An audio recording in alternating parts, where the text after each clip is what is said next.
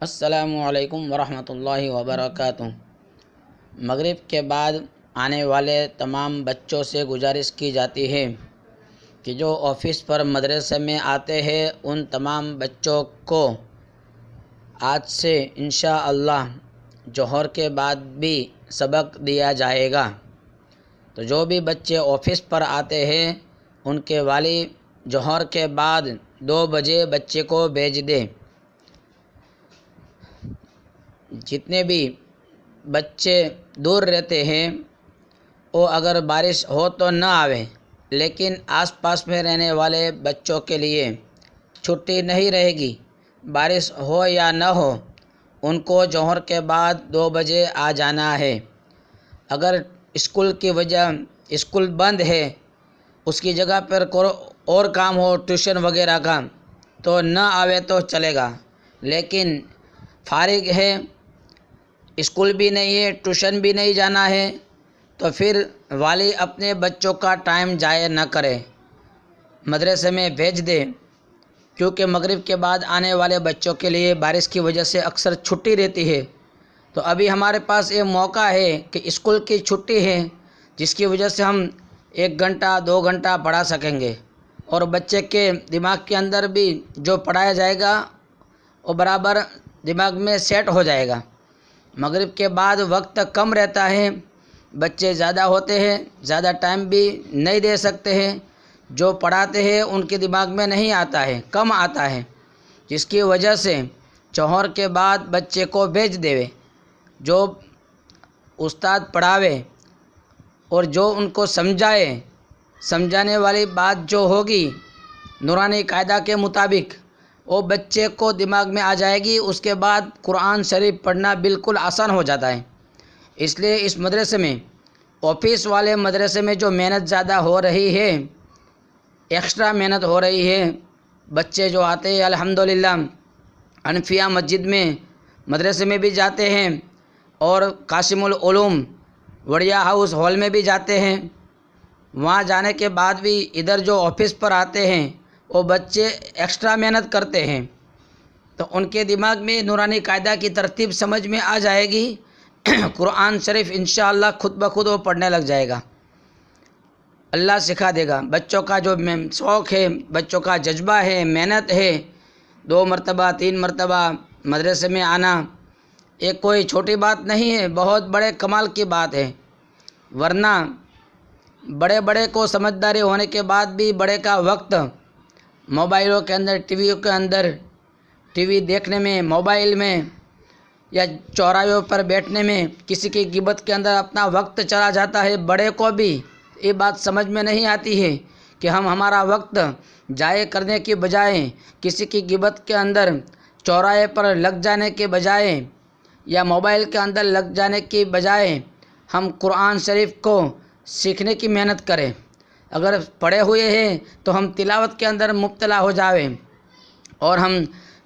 کمزور ہے پڑھنے میں تو دوسرے کے پاس سے سیکھیں، کسی علماء کرام کے پاس جاویں، کسی حفاظ کرام کے پاس جاویں، یا کسی امام صاحب کے پاس جا کر قرآن شریف ہمارا صحیح کروا لیں۔ یہ اچھے بڑے کو بھی سمجھ میں نہیں آتا ہے، لیکن بچے چھٹیاں ہونے کے باوجود، اسکول کی چھٹی، مدرسے کی چھٹی ہوتی ہے دوسرے مدرسوں میں، وہاں سے پھر آ کر بچے بار بار آفس پر آتے ہیں اور پوچھتے ہیں کہ استاد ہم کب آئے، اکثر بچے چھوٹے بچے آ کر پوچھتے رہتے ہیں، حالانکہ ان کو یہاں کوئی انعام نہیں ملتا ہے۔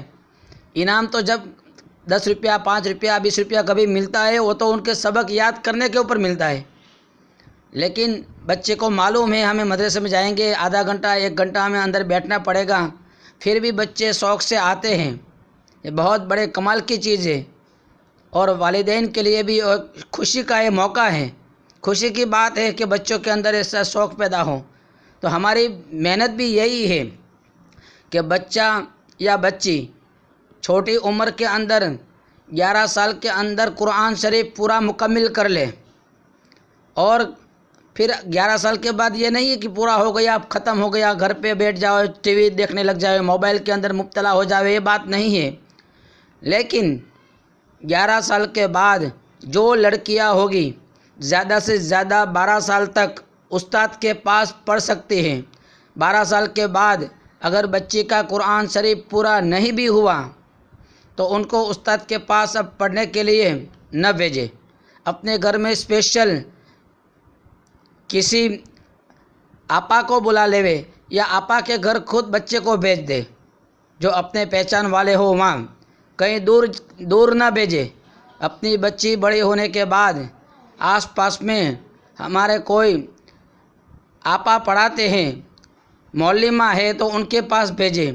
کسی بھی بچی کو دور مدرسے میں یا دور آپا کے پاس نہ بھیجے، اس بات کا خیال کریں۔ انشاءاللہ ہماری جو محنت ہوگی وہ یہی ہوگی کہ 11 سال میں بچیاں اور بچے قرآن شریف پورا کر لیں گے انشاءاللہ۔ ترتیب ہی ایسی بنائیں گے،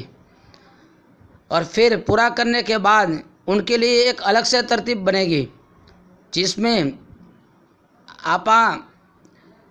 کے دوارا بیشتی زیور یا اور کتابیں پڑھائی جائے گی۔ وہاں استاد کا آنا جانا کسی نہ کسی کا بھی نہیں رہے گا۔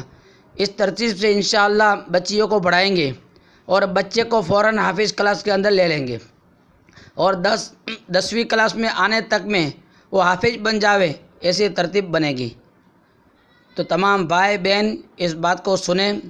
اور سب کو سنائیں، آگے شیئر کریں اور سبسکرائب کریں، اور ہمیں ایک کلام پاک کی محنت کے اندر بجائے آپ کے سمجھ میں نہ آوے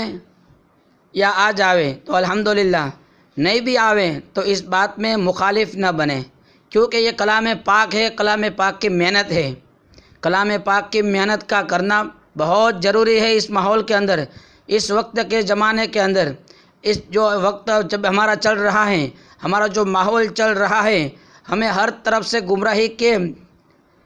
اندر گھیر رہا ہے۔ آج ہمیں پتہ نہیں چلے گا، ہمارا بچہ اور ہماری بچی بڑی ہوگی اور ماں باپ کے سامنے بولے گی، ماں باپ کے سامنے گالیاں بکے گی، اس ٹائم پہ ہمیں پتہ چلے گا۔ پھر اس وقت کا پتہ چلنا ہمارے لیے فکس نہیں ہوتا کہ ہمیں اس کا فائدہ ہوگا یا نہ ہوگا۔ یہ بات ضرور ہے، کسی بھی چیز کا ہمیں اپنے آپ کو پچھتاوا ہو، یہ بات انشاءاللہ اس کا بھی اللہ اجر دے گا، اور پچھتاوا ہوگا، اللہ سے توبہ کریں گے، استغفار کریں گے، اس کا ضرور فائدہ ہوگا۔ لیکن ہماری اولاد جو ہمارا راستہ بھٹک جائے گی، جو ہماری پٹری ہے اسلام کی پٹری کے اوپر سے اتر جائے گی، اس کے بعد جو اس کا نتیجہ آئے گا اور ہمیں جو اس کا پچھتاوا ہوگا، اس کا طے نہیں ہے کہ ہمیں اس کا پچھتاوے کا پھر بدلہ ملے گا، فائدہ ہوگا یا نہ ہوگا۔ اگر ہمیں پچھتاوے کا بدلہ مل جائے گا، اللہ تعالیٰ اجر عطا فرما دے گا، لیکن بچے کا کیا ہوگا ہم اس کا اندازہ نہیں لگا سکتے۔ تو لہٰذا بچوں کے بارے میں فکر کریں، بچے کو بالکل آزاد نہ چھوڑ دیں، 11 سال تک اس کی نگرانی، خوب تعلیم دے، نگرانی کرے۔ 12 سال کے بعد پھر ان کو اتنا بندھنی میں، قید میں بھی نہ رکھے کہ بچہ اپنے اعتبار سے کچھ کر ہی نہ سکے۔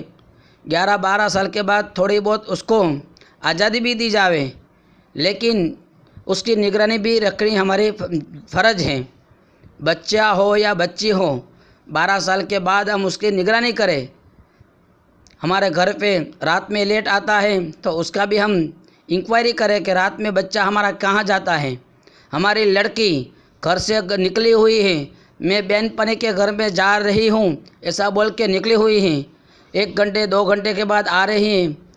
تو پھر ایسا نہ ہو کہ ہم اس کی بھی انکوائری نہ کریں، اس کی بھی ہم انکوائری کریں کہ ہماری بچی کہاں گئی تھی۔ ایک بات تو یہ دھیان رکھیں کہ کہیں جانے ہی نہ دیں، اکیلی بچی کو کہیں جانے نہ دیں۔ اگر ہمیں کسی وشواس ہے کسی گھر والے کے اوپر یا ہمارے رشتہ داروں کے اوپر تو ہم جانے دیں کہ تو اس کی بھی ہم نگرانی رکھیں، اسے بالکل آزاد نہ چھوڑے۔ بس اللہ ہم سب کو کہنے سننے سے زیادہ عمل کرنے کی توفیق عطا فرماوے، اور ہمارا وقت، ہمارا بچیوں کا وقت قرآن شریف کی محنت کے اندر اللہ تعالیٰ لگا دیں، آخری سانس تک لگا دیں، ہماری نسل کے اندر بھی قیامت تک لگا دیں، اور اخلاص عطا فرماوے۔ السلام علیکم ورحمۃ اللہ وبرکاتہ۔